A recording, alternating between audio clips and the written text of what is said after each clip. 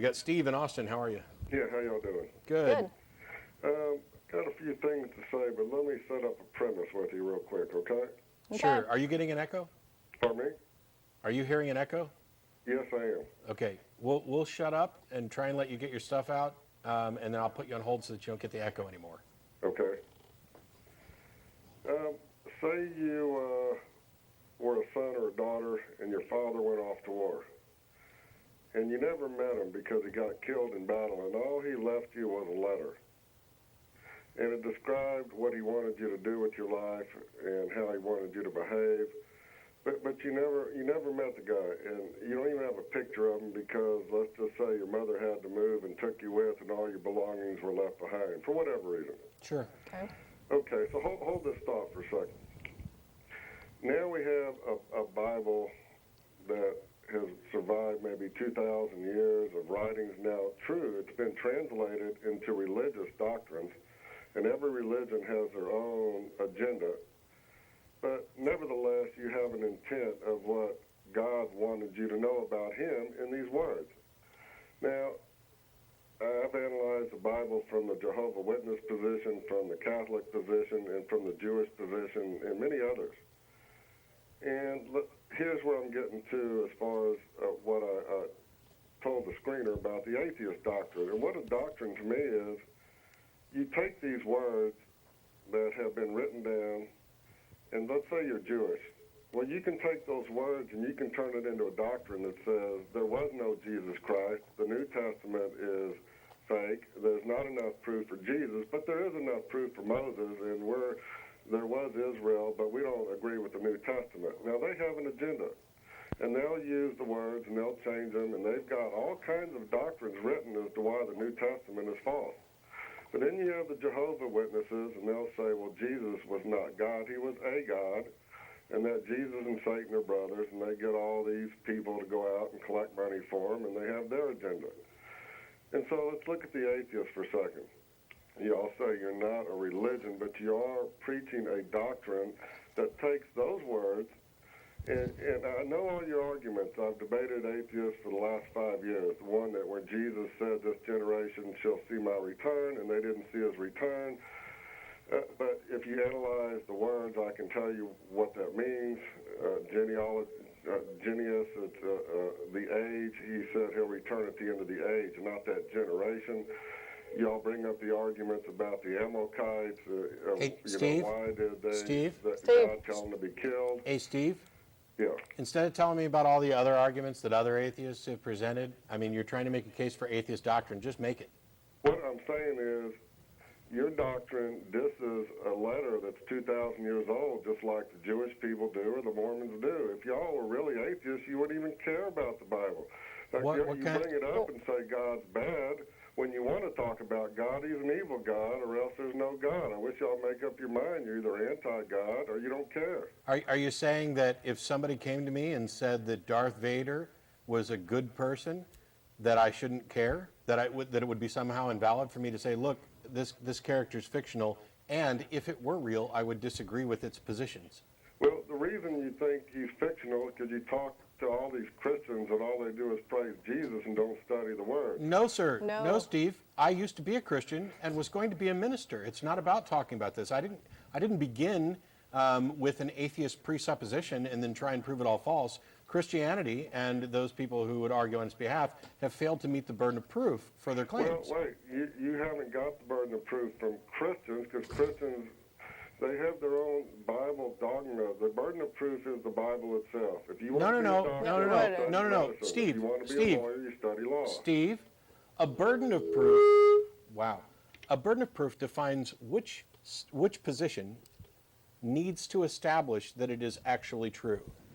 You can't say the burden of proof is the Bible. What you could say is that the thing that satisfies the burden of proof is the Bible, and that would then be an argument, and we could discuss whether or not the Bible satisfies that burden of proof. Well, I understand. I know the atheist argument is called circular reasoning. You can't use the thing to prove itself. But you have to use the Bible to prove the Bible. There's nothing else that proves it better. Well, then you're out of gas. Yeah, you're done. Well, excuse me? You're done. I mean, If you're saying that the only way you can do it is by doing it, by engaging in circular reason, then you're admitting that you can't do it. No, listen. You can't become a lawyer without reading law books. You can't become a doctor without reading medical books. You can't understand the personality of God without reading the Bible. Actually, Steve, you couldn't possibly be more wrong. The first doctors didn't read any doctrine books. The first lawyers didn't read any lawyer books. And you haven't demonstrated that reading your Bible book does anything to produce any position that is true. Okay, so let me end with one summary, and I'll give you the last word, okay? I tell you what, I'll just take the last word, because you don't get to end with a summary, Steve. Sorry. If you're going to call up and say that there's an atheist doctrine and then pretend to argue against arguments that we're not even making, why call the show?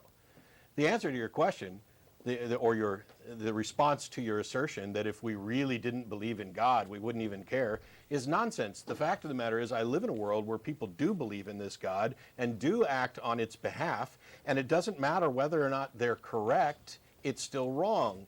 Your analogy about getting a letter from my dad that I never knew is, I'm sorry, one of the biggest crocks of nonsense ever. Because so what? My mom gives me a letter from a man that I never knew and says, this is from your dad.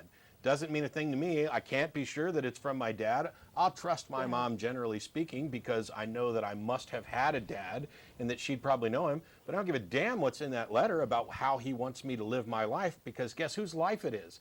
It's mine.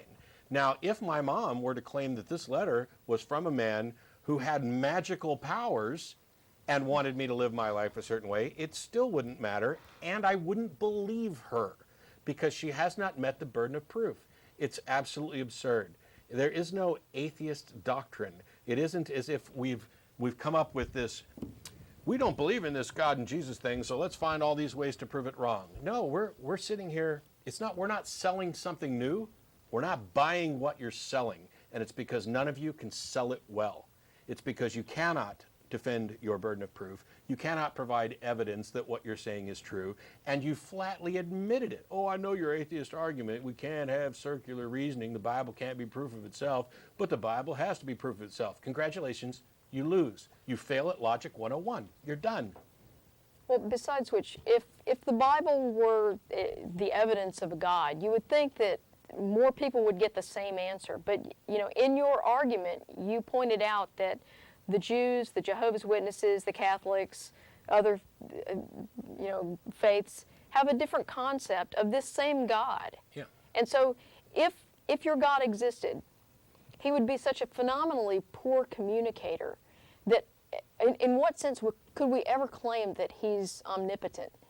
He's not even capable of clearly communicating a message in a way that everyone couldn't mistake the message, because you've got radically different views of what he's trying to tell people. But God's perfect. It's just humans who got it wrong. Yeah, I know. We're just misinterpreting it. Yeah. But the other thing, the best evidence against the Bible being evidence of your God or what he wants from us is probably coming from theologians themselves. Bart Ehrman makes this point when he talks about going from being a fundamentalist Christian to Princeton to get a PhD and discovering higher criticism for the first time. Yeah. And it was an eye-opening experience for him. And so if we're relying on any kind of, let's see, you called it atheist doctrine. I don't think it's atheist doctrine. It's just this whole concept of higher criticism that we're looking at. Evidence. Yeah. If you want to say that reason and evidence is the atheist doctrine, yeah. Guilty. Preach it all day, brother. Yeah. Reason and evidence all day long. See, because when I was a believer, I actually had the desire to fulfill my obligation. And since you're so interested in looking up, passages and words, go to 1 Peter 3:15 and dig into it in the original text, and you'll find out that what it's actually talking is that you're to be ready at all times to prevent the reason for the faith that's within you. And the word used there is actually logos, which in that reference isn't just referring back to Jesus, as some apologists might like to say, but it's actually talking about give a logical, non-flat assertion, testimonial, anecdotal evidence for it. Because if, in fact, all you can offer to support the reason why you believe is that because the Bible proves the Bible, you've lost. It's that simple.